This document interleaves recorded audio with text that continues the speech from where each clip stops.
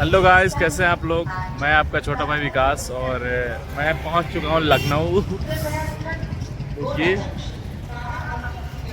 अभी जस्ट पहुंचा हूं क्योंकि यहाँ पे शूटिंग है पवन सिंह की। तो मेरे सर रेहान जी मुझे बुलाए हैं। तो फिलहाल अभी मैं स्टेशन के बाहर खड़ा हूँ। अभी कोई कॉल आया नहीं है।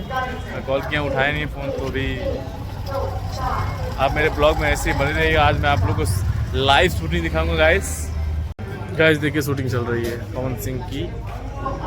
काफ़ी सारी भीड़ है यहाँ पे, मज़ा आ रहा है। तैयार हो रहा है सेटअप।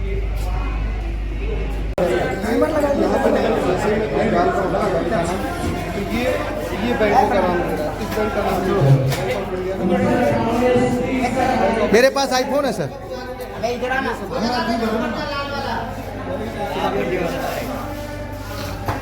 इंडियन बैंक है, IDBI है, सेंट्रल बैंक है।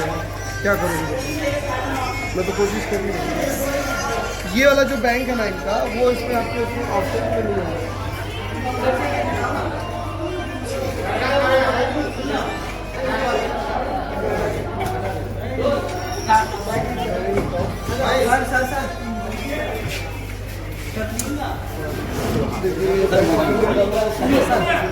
चलो सेटिंग करा।